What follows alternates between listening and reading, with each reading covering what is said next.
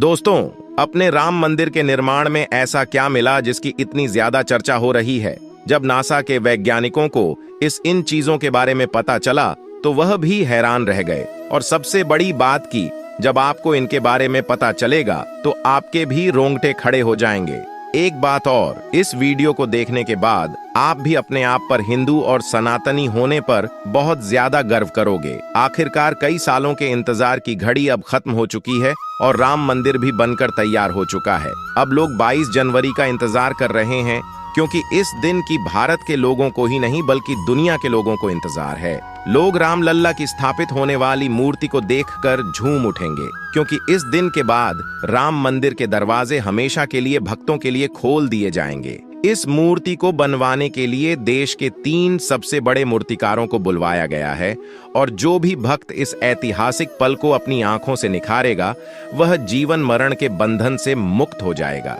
क्योंकि यह तो आपको पता ही होगा कि 22 जनवरी 2024 को राम मंदिर में रामलाल की मूर्ति की प्राण प्रतिष्ठा होगी। लेकिन यह मंदिर तो बनकर भले ही तैयार क्यों न हो गया हो, लेकिन इसके निर्माण के समय कई ऐसे चमत्कार हुए हैं, उसे देखकर मंदिर के पंडित समेत कई लोग दंग रह गए हैं। यहाँ तक इन चीजों को देखकर नासा के वैज्ञानिकों ने तो अपना सर ही पकड़ लिया है, और तो और वह एक ऐसी गहरी सोच में पड़ गए हैं कि मानो उन्होंने कोई भयानक चीज देख ली हो।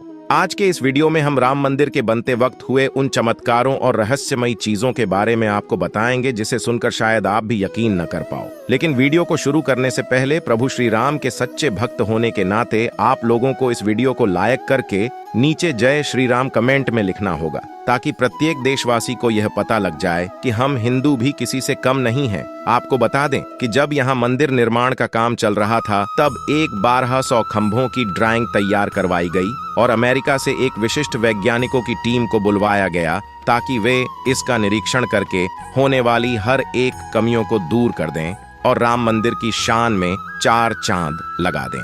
लेकिन जैसे ही राम मंदिर के निर्माण के वक्त वहां की धरती को खोदा गया, तब उस धरती से एक ऐसी वस्तु निकली कि उसे बीसीसी देखकर सभी के होश उड़ गए। और उसे चमत्कारी और दिव्य वस्तु ने न सिर्फ उन वैज्ञानिकों के होश उड़ाए बल्कि भारत सरकार को भी हिलाकर रख दिया, जिसके बाद तुरंत एक कमेटी बनाई गई और उसकी जांच के लिए लगा दी। लेकिन उसके बाद कुछ ऐसा हुआ कि वे सभी भी प्रभु श्री राम के भक्त बन गए। दरअसल यह बात है राम मंदिर के निर्माण के समय की, जब अमेरिका से थॉमस नाम के एक वैज्ञानिक भारत में राम मंदिर निर्माण कार्य के दौरे पर आए हुए थे। यहाँ आकर उन्होंने देखा कि राम मंदिर का निर्माण कार्य तो काफी चल रहा है, जिसके बाद उन्होंने अपना रूटीन काम फिर से करना शुरू कर दिया और अपना काम करना शुरू कर दिया। अपने काम करने के दौरान जैसे ही उनकी नजर मंदिर परिसर की तरफ गई तो उन्हें एक ऐसी जगह दिखाई दी जहां पर वहां धरती नरम पड़ी हुई थी। देखने में वह धरती वहां की जगह से पूरी अलग ही दिख रही थी।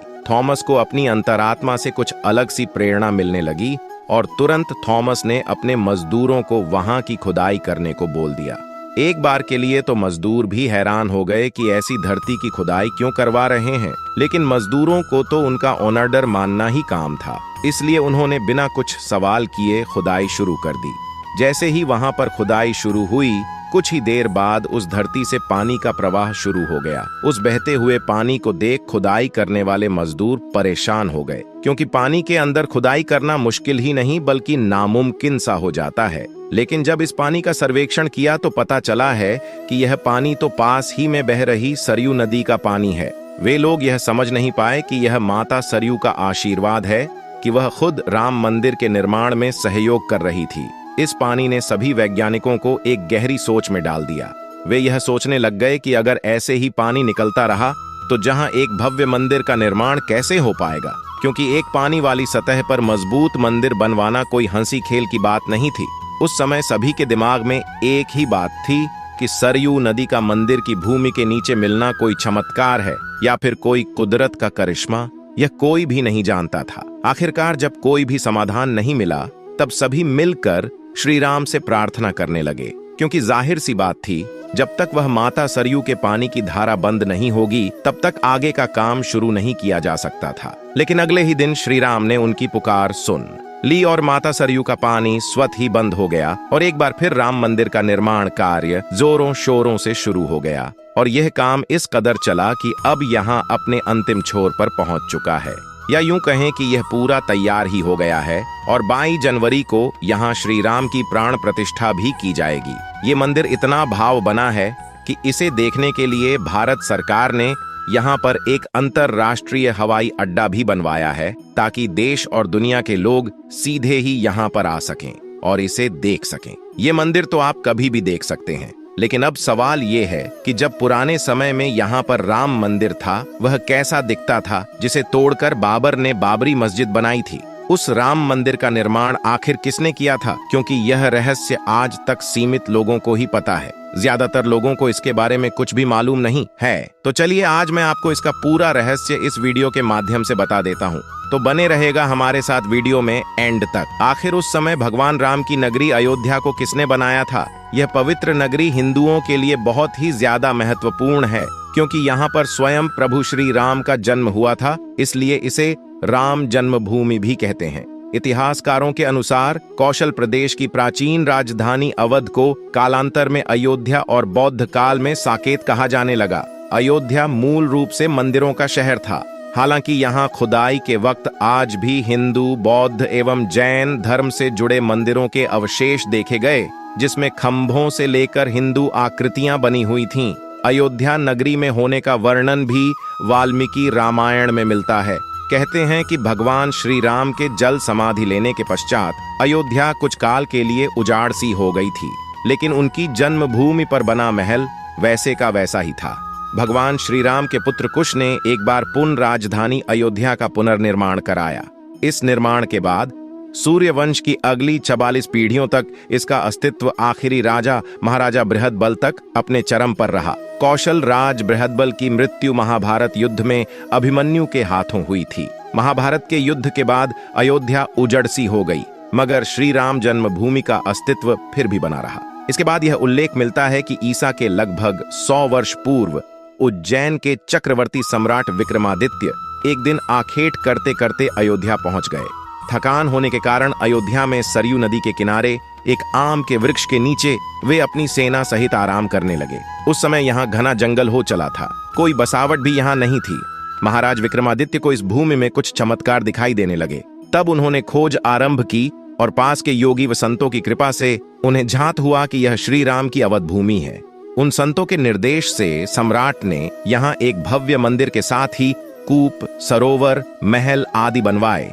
कहते हैं कि उन्होंने श्री राम जन्मभूमि पर काले रंग के कसौटी पत्थर वाले 84 स्तंभों पर विशाल मंदिर का निर्माण करवाया था। इस मंदिर की भव्यता देखते ही बनती थी। विक्रमादित्य के बाद के राजाओं ने समय समय पर इस मंदिर की देखरेख की। उन्हीं में से एक शुंग वंश के प्रथम शासक पुष्यमित्र शुंग ने भी मंदिर का जीर्णोद्धार करवाया था। पुष्यमित्र का एक शिलालेख अयोध्या से प्राप्त हुआ था, जिसमें उसे सेनापति कहा गया है तथा उसके द्वारा 2 अश्वमेध यज्ञों के किए जाने का वर्णन है। अनेक अभिलेखों से झात होता है कि गुप्त वंशीय चंद्रगुप्त द्वितीय के समय और तत्पश्चात काफी समय तक अयोध्या गुप्त साम्राज्य की राजधानी थी। गुप्तकालीन महाकवि कालिदास ने अयोध्या का रघुवंश में कई बार उल्लेख किया है। इतिहासकारों के अनुसार 600 ईसा पूर्व अयोध्या में एक महत्वपूर्ण व्यापार केंद्र था। इस स्थान को अंतर्राष्ट्रीय पहचान 5वीं शताब्दी में ईसा पूर्व के दौरान तब मिली, जबकि यह एक प्रमुख बौद्ध केंद्र के रूप में विकसित हुआ। तब इसका नाम साकेत था। कहते हैं कि चीनी भिक्षु फाहियान ने यहाँ देखा कि कई बौद्ध मठों का रिकॉर्ड रखा गया है। यहाँ पर 7वीं शताब्दी चीनी यात्री हेनत सोंग आया था। उसके अनुसार यहाँ 20 बौद्ध मंदिर थे तथा 3000 भिक्षु रहते थे, और यहाँ हिंदुओं का प्रमुख एक भव्य मंदिर भी था, जहाँ रोज हजारों की संख्या में लोग दर्शन करने आते थे। इसके बाद ईशा के 11वीं शताब्दी में कन्नौज नरेश जयचंद्राय आया, तो उसने मंदिर पर सम्राट विक्रम के प्रत्येक शिलालेख को उखाड़कर अपना नाम लिखवा दिया। पानीपत के युद्ध के बाद जयचंद का भी अंत हो गया। इसके बाद भारतवर्ष पर आक्रांताओं का आतंक और बढ़ गया। आतंकियों ने काशी, मथुरा और अयोध्या में भी लूटपाट की और पुजारियों की हत्या करके मूर्तियां तोड़ने का कर्म जारी रखा। लेकिन 14वीं शताब्दी तक वह अयोध्या में राम मंदिर तोड़ने में सफल नहीं हो पाए। विभिन्न आंकड़ों के बाद भी सभी झांझर को जलते हुए श्री राम जन्मभूमि पर बना भव्य मंदिर 14वीं शताब्दी तक बचा रहा। कहते हैं कि सिकंदर लोदी के शासनकाल के दौरान यहाँ मंदिर मौजूद था। 14वीं शताब्दी में हिंदुस्तान में मुगलों का अधिकार हो गया और उसके बाद ही अयोध्या जन्मभूमि को नष्ट करने के लिए कई अभियान चलाया गए। अंकित 1527 से 28 में इस भव्य मंदिर को तोड़ दिया गया और उसकी जगह बाबरी ढांचा तैयार किया गया। कहते हैं कि मुगल साम्राज्य के संस्थापक बाबर के एक सेनापति ने बिहार अभियान के समय अयोध्या में श्री राम के जन्म स्थान पर स्थित प्राचीन और भव्य मंदिर को तोड़कर एक मस्जिद बनवाई थी, जो 1992 तक विद्यमान रही। बाबरनामा के अनुसार 1528 में अयोध्या पड़ाव के दौरान बाबर ने मस्जिद निर्माण का आदेश दिया था। अयोध्या में बनाए गए मस्जिद में खुदाई के दौरान 2 संदेशों से इसका संकेत मिलता है। इसमें एक खास तौर से उल्लेखनीय है। इसका सार है जन्नत तक, जिसके न्याय के चर्चे हैं। ऐसे महान शासक पावर के आदेश पर दयालु मीर वाकी ने फरिश्तों की इस जगह को मुकम्मल रूप दिया। हालांकि यह भी कहा जाता है अकबर और जहांगीर की शासनकाल में हिंदुओं को यह भूमि चबूतरे के रूप में सौंप दी गई थी, लेकिन क्रूर शासक औरंगजेब ने अपने पूर्वज बाबर के सपनों को पूरा करते हुए यहाँ मस्जिद का निर्माण करते हुए उसका नाम बाबरी मस्जिद रख दिया गया था। लेकिन अंत में बाबरी मस्जिद को भी ध्वस्त कर दिया गया और इस जमीन पर कई वर्षों तक केस चलता रहा और अंत में यह जमीन हिंदुओं को सौंप दी गई, जिस पर आज श्री राम लल्ला का भव्य मंदिर बनकर तैयार हो चुका है और 22 जनवरी को यहाँ पर प्राण प्रतिष्ठा भी कर दी जाएगी, जिसकी तैयारी अभी से शुरू कर दी गई है। अगर आप में से कोई अयोध्या निवासी है तो हमें कमेंट में जरूर बताना, और वीडियो अच्छी लगी हो तो लाइक करना, चैनल पर पहली बार हो तो सब्सक्राइब करना। मिलते हैं अगले वीडियो में, तब तक के लिए धन्यवाद।